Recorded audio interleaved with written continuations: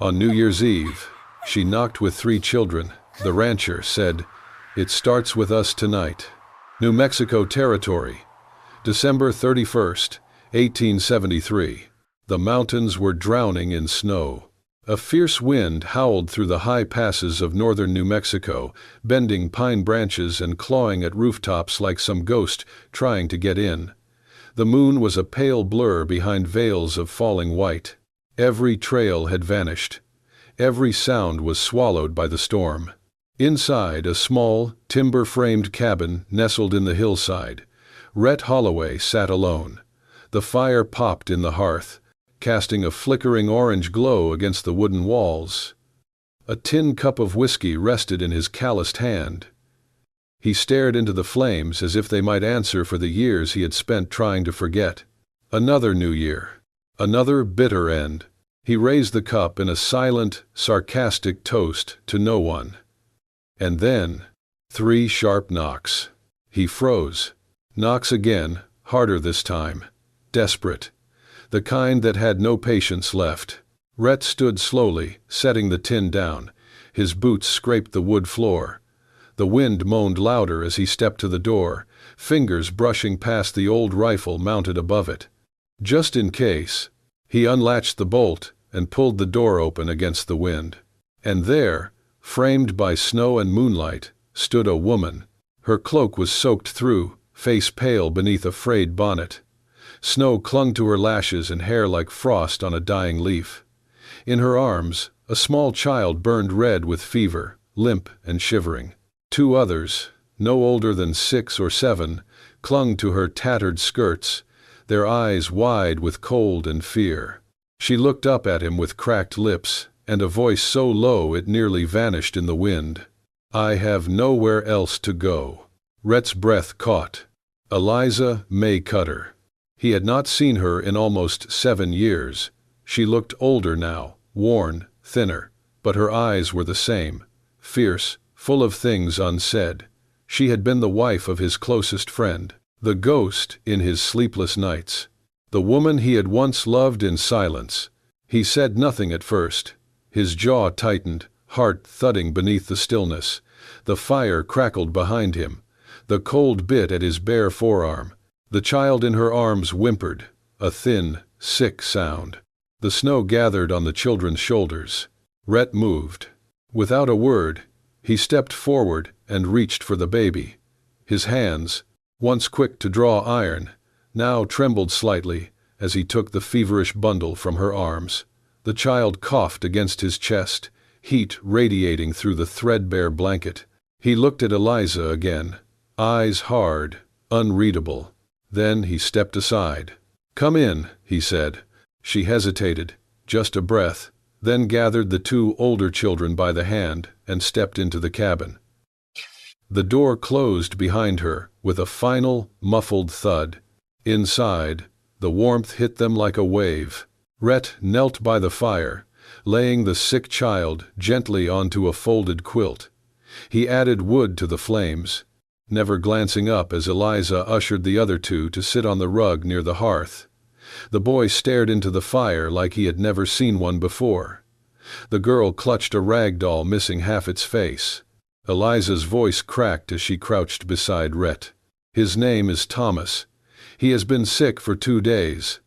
I thought we could make it to Socorro, but the wagon wheel broke 3 miles back." He nodded slowly, eyes on the child. "You should have come sooner." Her laugh was bitter and soft. "I should have done a lot of things." The wind screamed outside. Inside, the cabin was silent except for the fire, the cough of a sick child, and the unspoken question between them. Why now? Why her? Why him? But Rhett said none of it. Instead, he stood, walked to the back of the cabin, and returned with a wool blanket and a tin basin of water. "Let us get him warm first," he said, crouching again beside the boy. His voice was rough, but steady.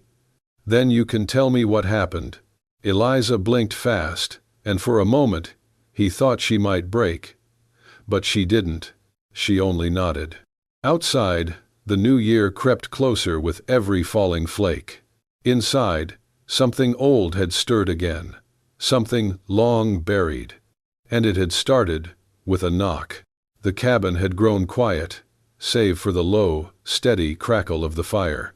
Rhett knelt beside the smallest child, Thomas, who now lay bundled near the hearth. A cool cloth pressed gently to the boy's forehead. The fever had not broken, but the violent trembling had eased. The color in his cheeks had softened, shifting from dangerous red to a pale pink. Rhett shifted the cloth, careful, precise. His movements had always been sure, even back when his hands had been more familiar with gunmetal than linen.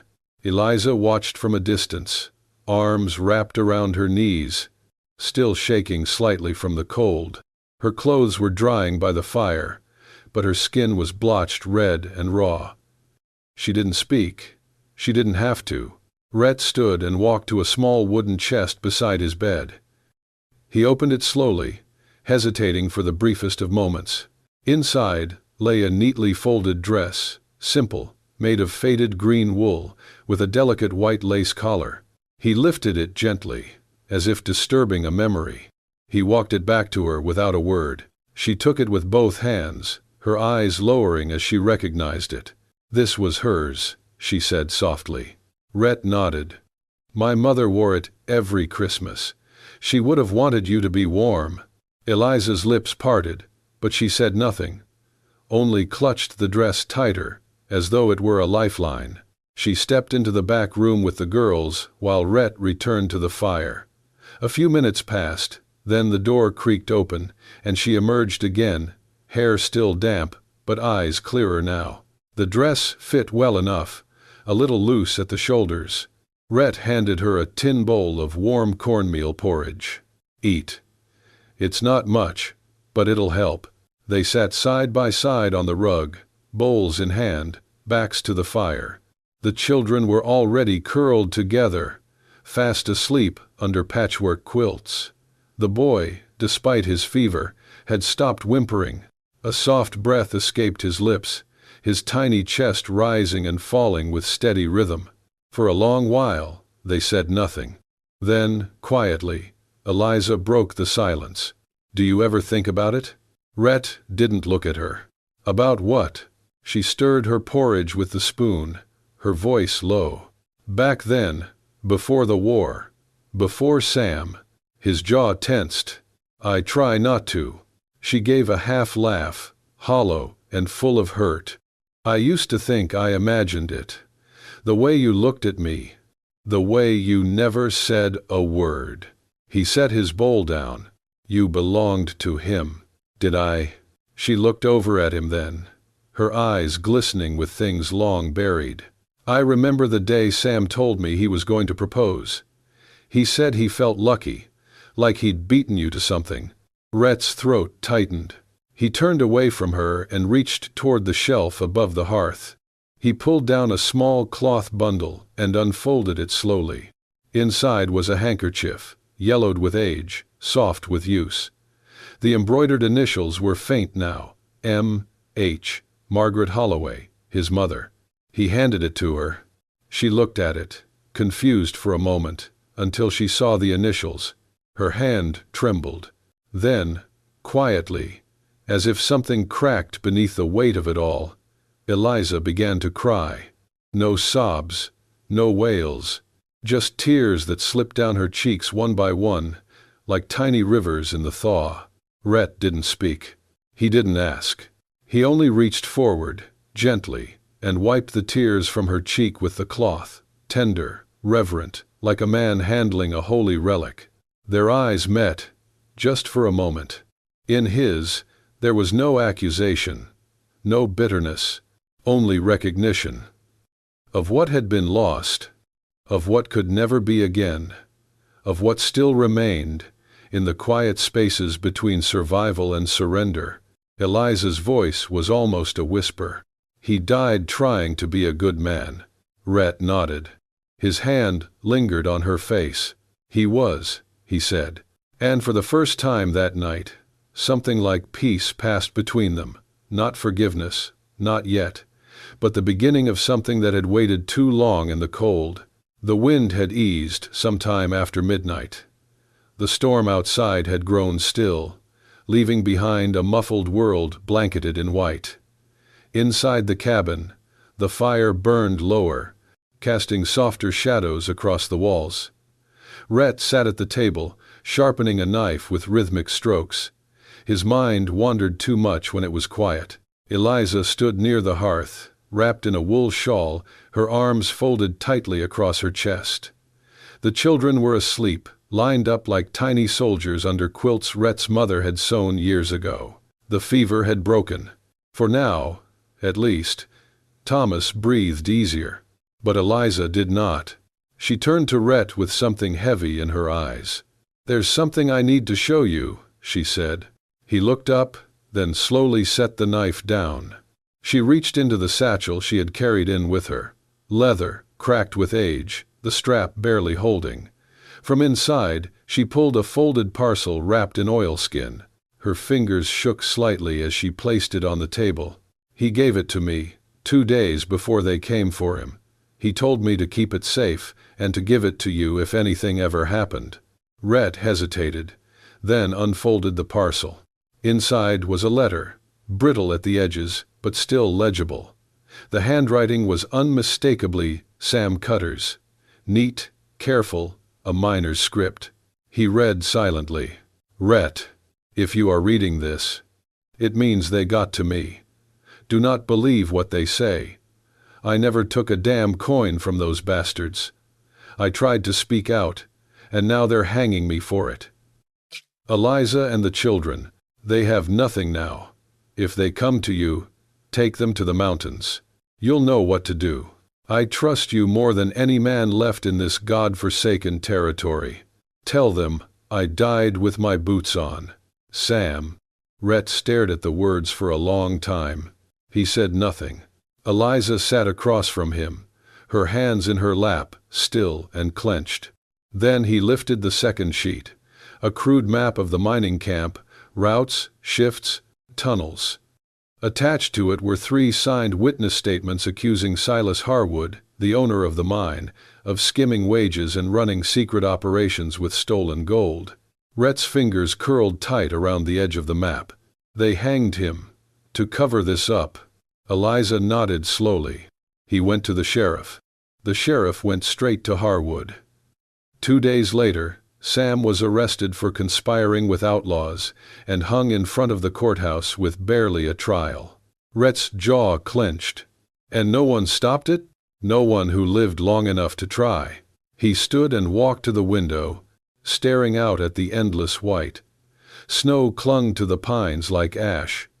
His shoulders rose and fell once, then again. When he finally turned back, his eyes were no longer tired. They were sharp again, old and dangerous. "Why bring this to me now?" he asked. Eliza's voice was steady, though low. "Because Sam believed in you, because there's no one else I can trust, and because," she looked up, "I know you loved me, even if you never said it." Rhett's eyes didn't flinch. "And Sam knew?" She nodded. "He said if anything happened to him, I'd be safest in the hands of the man who'd never lie to me. He never blamed you for feeling what you felt. He just asked me not to break your heart too." Rhett said nothing. The silence pressed hard between them. Then, slowly, he walked across the cabin to the small chest near the bed. He opened it. Inside, wrapped in a piece of old canvas, was a Colt Navy revolver, blue steel, walnut grip, untouched for years. He had locked it away after his last gunfight, vowing never to hold it again unless he had nothing left to lose. He unwrapped it now, checked the cylinder, and turned toward the table. "Well," he said quietly, "maybe I do not." Eliza watched him, breath shallow. Rhett loaded one bullet, then another. Each one echoed like a sentence passed. He strapped the holster around his waist, adjusting it with practiced ease. The firelight glinted off the barrel as he slid the revolver into place. He looked at her one last time. "If they come for you, they will not find a woman and 3 children. They will find me." She said nothing, but her eyes shimmered in the firelight, the weight of years pressing between them like snow on a roof. The silence was not peace, but it was the beginning of a war. Morning had come, but the sun was shy behind clouds still thick with snow. A muted light slipped through the frost-rimmed window panes, painting the cabin in soft grays and gold. The fire in the hearth was low again, and Rhett was crouched in front of it, showing Caleb, the older boy, how to stack kindling. "Dry pine," Rhett said, holding up a stick. "Snaps easy, burns hot." Caleb nodded, his eyes wide with curiosity. He had not spoken much, but now he mimicked Rhett's movements, placing the wood in a careful pyramid. When the flame caught and leapt to life, he looked up, and for the first time since he arrived, he smiled. A shy, missing-tooth grin that made Rhett's heart twist a little. Beside them, the girls giggled quietly under the quilts, sharing a piece of cornbread Eliza had managed to warm. The youngest, Thomas, stirred from sleep with a soft, steady breath. No fever, no whimpering, just warmth. Eliza sat by the fire, watching Rhett with the boy. Something about the scene pulled her back in time, to a world that could have been. Her eyes lingered on Rhett's hands, the way they moved with care, without hesitation. Not rough like a hired gun's. Not idle, like a drifter's. He had always been this way, quiet, steady, present. Even when he said nothing, he never truly left the room. She exhaled slowly. Rhett handed Caleb a stick of wood. "Your turn. Try not to smother it." The boy nodded and leaned forward, adjusting the logs with small, clumsy hands. When the fire flared higher, he turned, looking to Rhett for approval. "Good," Rhett said, and patted his shoulder. It was a small gesture, but Caleb beamed like he had been given the world. Later, when the children dozed again, bellies full, hands warm, Eliza stood by the cabin wall, brushing out her damp hair. Rhett sat across the room, quietly reloading shells into his belt. "Do you regret it?" she asked softly. He looked up. "Regret what?" She gave him a half-smile, sad and warm. "Not telling me how you felt, back then." He looked down at the table, eyes fixed on nothing. "Would it have mattered? I do not know." She took a breath. "Maybe it would have saved me from marrying a man I knew would never stay alive long." Rhett met her gaze, the silence thick between them. "I wrote you," he said, "before the wedding. I never sent it." Her breath caught. "I waited. For something. A word. A sign. I thought you had stopped caring." "No." He leaned back in the chair, fingers tapping the wood grain slowly. "I cared too much. That was the problem." Eliza looked down at her boots. The leather was cracked, soaked, and stiff. One lace had snapped. Rhett stood and crossed the room.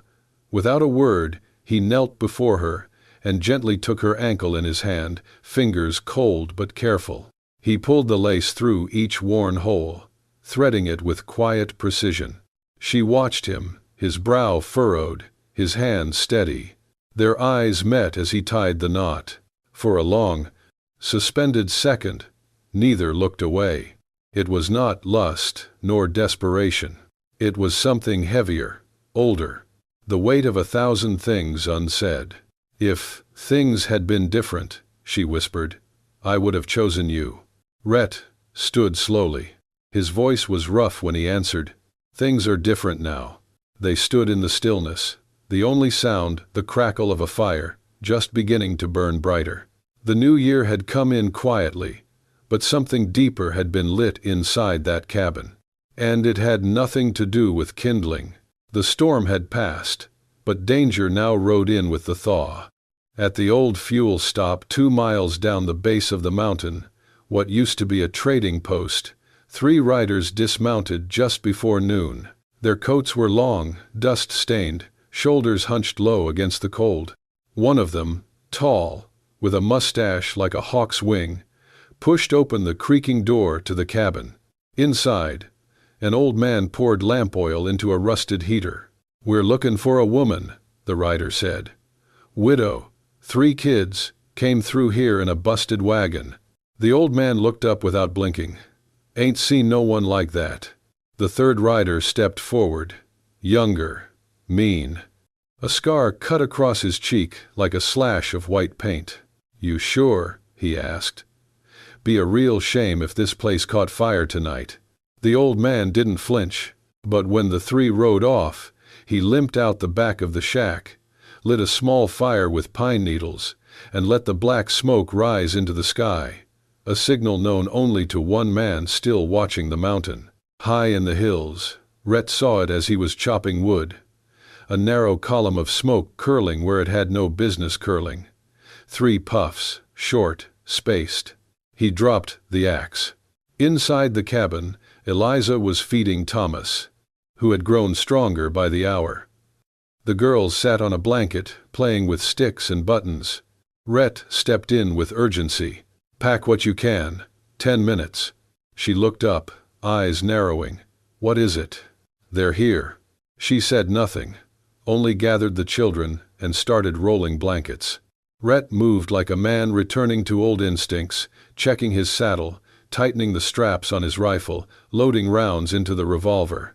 He moved with the ease of someone who had once lived by violence and had never quite forgotten how. Within the hour, they were riding through narrow switchbacks, horses leaving faint trails in the crusted snow. Rhett led them off the main path, cutting through brush and rock. Every so often, he looked behind them, not in panic, but in calculation. They reached the narrow mouth of a cave just before sundown, a place Rhett had used years ago as a bounty hunter, tucked high in the cliffs, hidden by overgrowth and half covered in snow. "Stay here. No fire," Rhett said, leading the horse around to a slope out of sight. Inside the cave, Eliza gathered the children close. She wrapped them in blankets, held them tight. The cold pressed in from the stone walls, but their bodies shared warmth.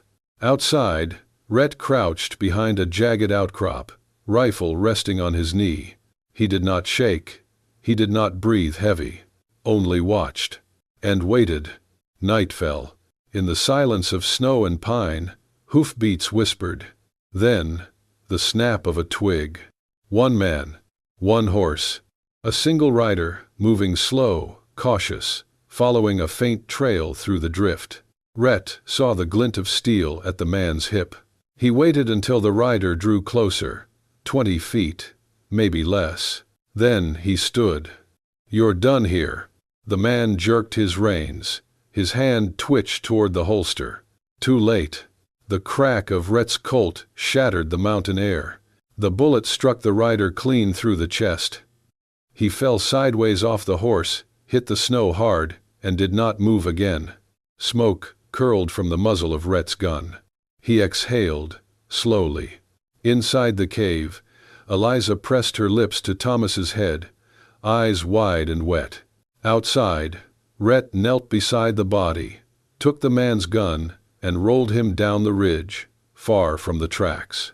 He returned without a word. But when Eliza looked up at him from the mouth of the cave, eyes questioning, searching, he gave a single nod. One less to worry about. She did not ask who or how.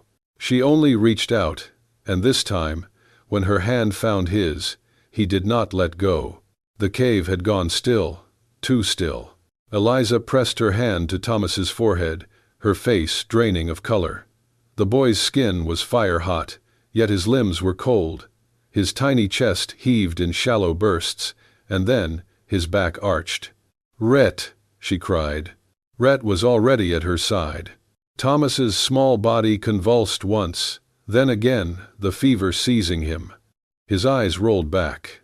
"He's burning up," Eliza said, her voice cracking. "He is not breathing right. He. Easy." Rhett knelt beside her, hands already checking the child's pulse, his breath. "He needs more than we can give him here." Eliza's voice rose, frantic. "We have to take him. Down the mountain. There has to be someone. No one near enough. And not in this snow." The wind howled outside like a thing alive. Snow was falling again, thick, relentless, choking the mountain trails. She gripped his arm. "We cannot wait, Rhett. He is not going to make it through the night." Rhett stared down at the child, jaw clenched. And then, without another word, he stood. "I know someone." He moved quickly, pulling his coat tight, grabbing his saddle blanket and a spare canteen. Eliza looked up at him, stunned. "Who?" "Dr. Benedict. He lives 2 ridges over. Owes me a life." "Rhett, it's almost midnight. It is a whiteout out there." He wrapped Thomas carefully, swaddling the boy in 2 layers of quilt and his own wool cloak. "Then I will ride through it. You cannot do this alone." He looked at her, voice low and certain. "I already am." Within minutes, the horse was saddled. Rhett mounted with the boy bundled tight against his chest, tied beneath his coat. Snow whipped into his face, burning his eyes. He gave Eliza one last glance as she stood in the cave mouth, torch in hand, eyes brimming. "Bring him back," she said. He nodded once, and kicked the horse forward into the dark. The mountain turned cruel as Rhett descended. The trail vanished within minutes. Wind clawed at his face, ice biting through his gloves. But he kept on, heart pounding in rhythm with the horse's hooves, arms tight around the boy, who whimpered now and then in fevered gasps. "Hold on, little one," Rhett muttered. "Just a little longer."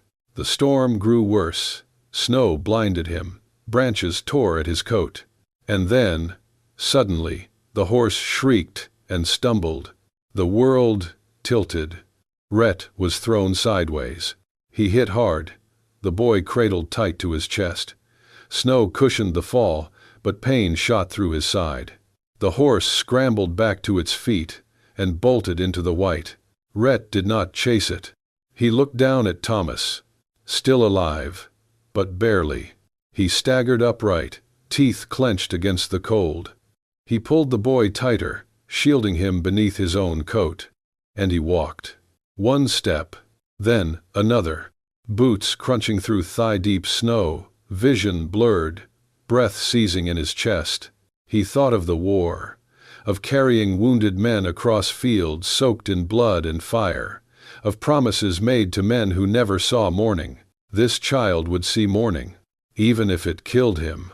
When Dr. Benedict opened his door at dawn, he found a man half frozen, lips blue, eyes wild, carrying a burning child wrapped in wool and fury.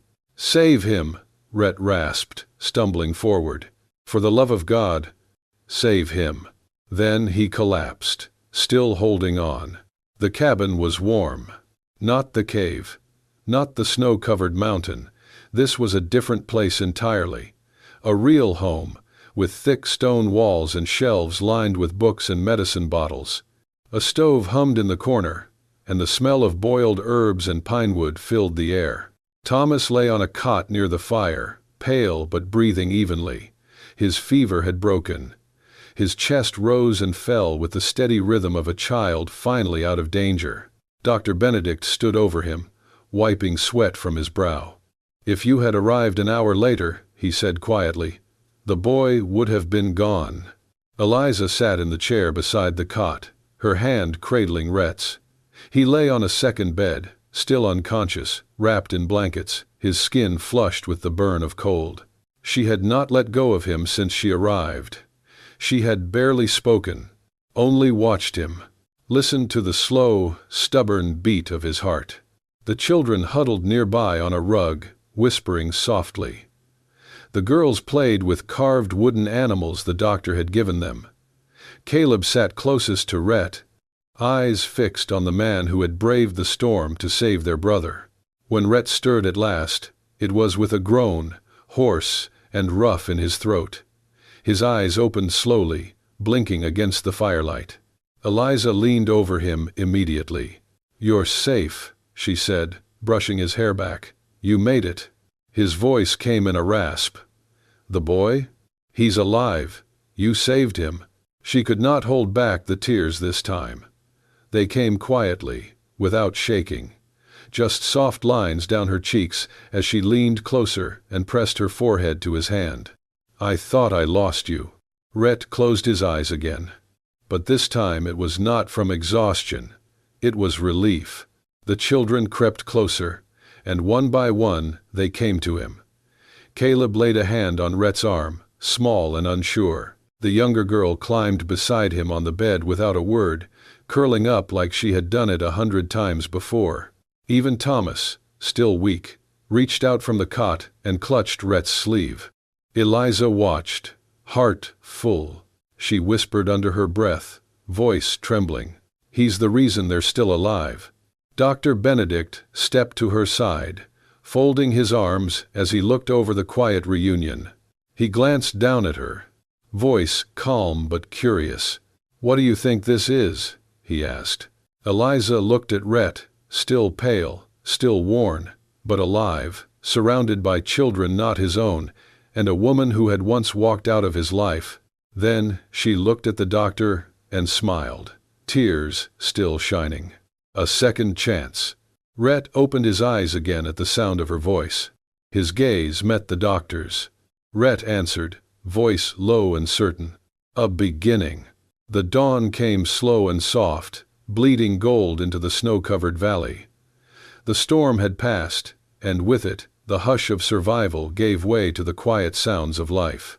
Smoke curled gently from the chimney of Dr. Benedict's lodge, rising into the pale sky. The snow had begun to melt, dripping from the eaves, revealing patches of frozen earth and the first hint of brown grass beneath the white. Inside, the house was still and warm. Rhett stood near the window, staring out at the clearing sky. His face was sharper now, the color returned to his cheeks, though his body still ached from the cold that nearly took him. Behind him, footsteps padded softly across the floor. Eliza entered the room wearing a simple, faded brown dress. It hung gracefully against her frame, the lace collar slightly frayed with age. Rhett turned at the sound of her movement and paused when he saw it. He recognized the dress immediately. It had belonged to his mother. For a moment, words failed him. Eliza smiled softly, running her fingers down the fabric. "She would have wanted someone to wear it again," she said. "And you kept it all this time." He nodded once, his throat tight. "I keep what matters." She stepped closer. Neither of them rushed. There was no need. They stood face to face, two people with too much history and just enough future left to make it count. Rhett reached into the pocket of his coat. He pulled out a silver chain, worn and tarnished, and at the end of it hung a simple gold band, his mother's wedding ring. He held it in his hand for a long second, eyes studying the shape, the history, the weight of it. Then, slowly, he reached for Eliza's hand. She let him take it, her fingers trembling. He slipped the chain over her wrist, the ring resting gently against her skin. There was no proposal, no question, just an understanding deeper than words could carry. Eliza blinked fast, breath catching. "I do not know if you can ever forgive me," she whispered. Rhett's voice was steady and low. "We do not live in the past, Eliza." He stepped closer, pressing her hand gently to his chest. "It starts tonight." Her eyes shimmered, and she leaned forward, resting her forehead against his. The silence between them held nothing but truth. Later that morning, the sky clear and bright, Rhett stepped out into the yard with the 3 children. He wore his coat, a soft scarf around his neck, and a new steadiness in his walk. Caleb ran ahead, boots crunching against the slush. The girls followed, one holding Rhett's hand, the other skipping just behind. At the edge of the yard stood the small horse barn. Doors cracked open to let the light in. The air smelled of hay and saddle leather. Rhett paused, looking over his shoulder toward the house. Eliza stood at the doorway, watching him, not with worry, not with fear, but with something that looked a lot like hope. He turned to the children, planting one hand on Caleb's shoulder and nodding toward the barn. "We've got a lot of work to do," he said. The boy beamed. The day had begun. A new year had arrived, and something broken had begun to mend, in the thaw of love not lost, but long delayed. If this story stirred something in you, a heartbeat for second chances, a longing for love that braves the storm, or just the quiet hope that even in the coldest places, warmth can find its way back, then do not forget to tap that like button and subscribe to Wild West Love Stories. Here, every tale is carved from the dust and danger of the American frontier, but always lit by the fire of the human heart. Turn on the bell so you never miss when another story rides in. And remember, where bullets missed, but hearts didn't. This is Wild West Love Stories.